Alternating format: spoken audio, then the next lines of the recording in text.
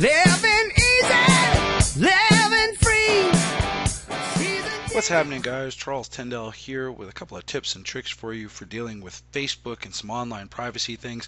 I get asked an awful lot about cyberbullying, cyberstalking, and how people can find you online. And one of the biggest origins of all of that types of information happens to be our good friend Facebook.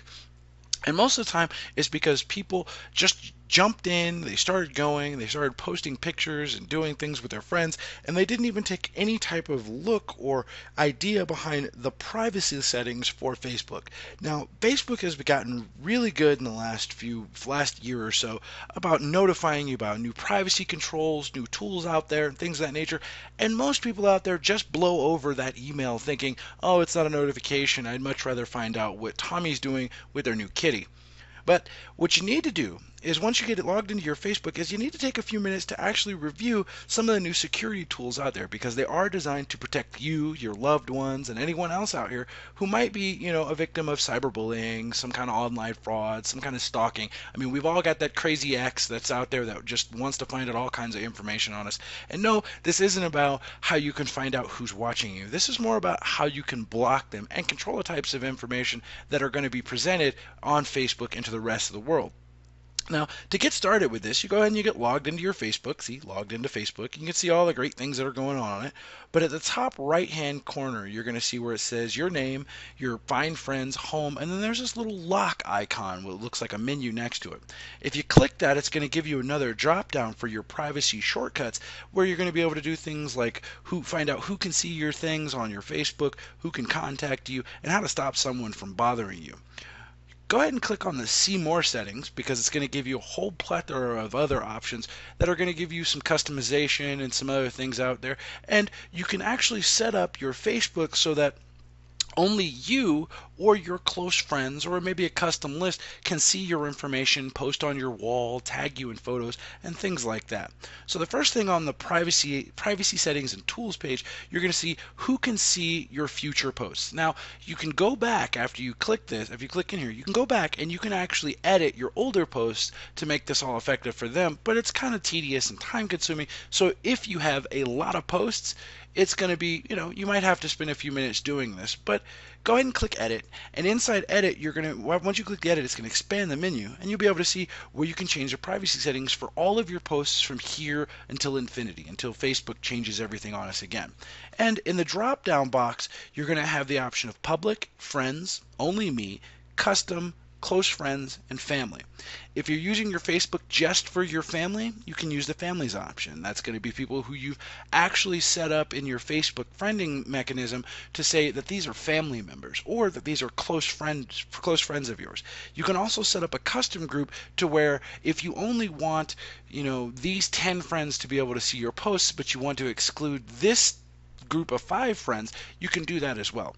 You can set it up so that only you see it, or you can set it up so that just your friends see it, and not recommended at all, you can set it up so that the public can see it. The only time when you're going to want to use public settings is if you're a marketing executive or you're a marketing company and you want people to see that you're highly interactive on the internet, and Facebook is a great way to do that. Next, after you select your options, you can go to the review all posts and posts that you're tagged in. If you click the user activity log, it's going to take you to all the places where your friends might have tagged you, where your family might have tagged you, where someone might have found you in a picture or put you in a post, and you can actually change the security settings on them to show that if it's you in it, you can have your information removed from it so that it can be shown to their friends, but you don't want it shown to anyone else or your information shown to anyone else. Limit the audience of posts. Again, if you click the limit past posts, you can go back and set all your old posts to be to the same criteria as all of your new posts by clicking the limit old posts feature. Who can look me up?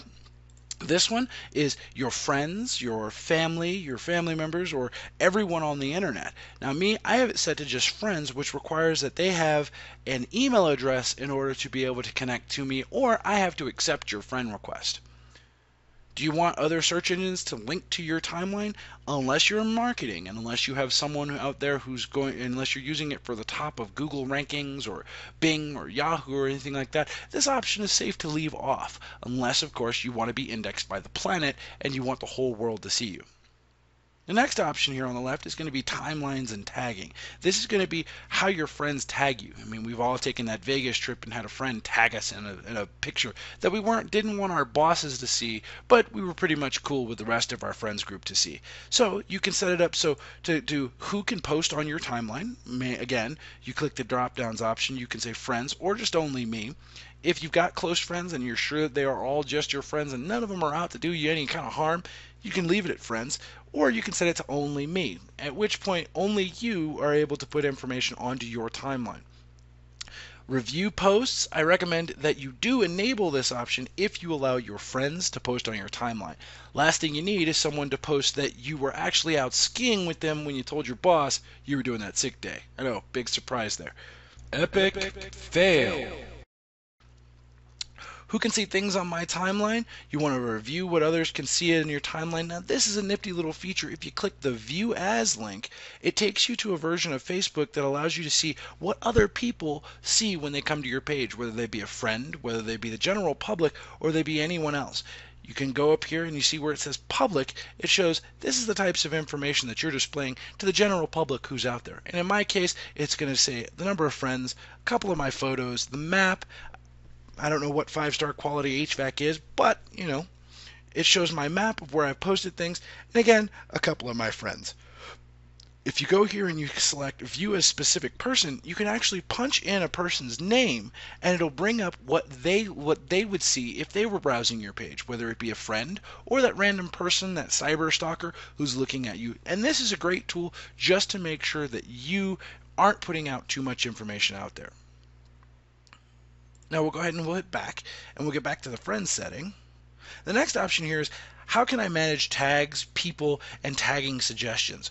My recommendation for everyone is you always review tags that people add to your posts before they go on your Facebook. If someone tags you in a photo, or if someone gets on your wall and puts something up there, or says something about you, you want to make sure that you have the ability to say, I don't want that information out there, and then you can set it up so that you disapprove or you approve, or you can suggest other stories.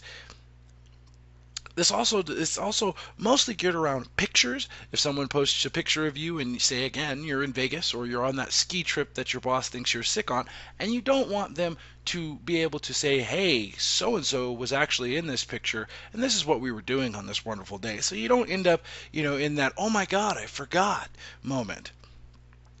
When you're tagged in a photo or a post, what do you want to add, or who do you want to be able to see it is the next option. If you click edit here, you can show who tagged you in the post. Do you want your audiences, if they're already in it, or if they aren't in it, do you want people to be able to see this picture? Only in my recommendation, you only want friends if they're in it, or just you if they're in it, or again, you have the custom option there where you can select it, and you can select just certain people who are allowed to tag you in things and actually have that information posted to the world. And last but not least in this particular section is who sees tag suggestions. Facebook recently implemented this nifty little tool of facial recognition. If someone posts a picture that might have you in it, Facebook scans it to see if there's someone in it, and it automatically suggests that you are in this picture, that your face or it looks similar to you, and oftentimes this can become a problem where you get inadvertently automatically tagged in a picture that you weren't in. Perfect scenario, you get automatically tagged in your cousin's photo at the, gentleman's club when your wife thought you were playing golf. Scenario could be flipped in any which way, but you want to make sure that you don't get tagged in anything that you haven't been doing, and you want to set it up so that either your friends or no one gets the ability to auto tag you in any type of picture. Now the next option in the Facebook privacy settings is the blocking tab. This is where we're going to be able to eliminate that individual who's posting rude information about you on Facebook just so that you don't see it. And you can also get some options as to reporting and doing other things and finding out who's out there. You can also limit this one by a person's email address, by their Facebook name, by their actual name, or invites from specific apps, or invites from specific events that you don't want to get information on. Again, you can block a user, you can block an app, you can block an event, you can block whatever you want to block through here, as long as you have the appropriate information on there. You can also edit your restricted list to see what people can see about you, how they can see it, or if you just don't want them to see anything at all. And that about wraps it up for the Facebook privacy settings to help you protect yourself against online stalking, cyberbullying, and anything of that nature. If you've got any other questions, please do feel free to leave a comment in the comment sections below. I hope you found this information helpful, and please do come back and visit me again.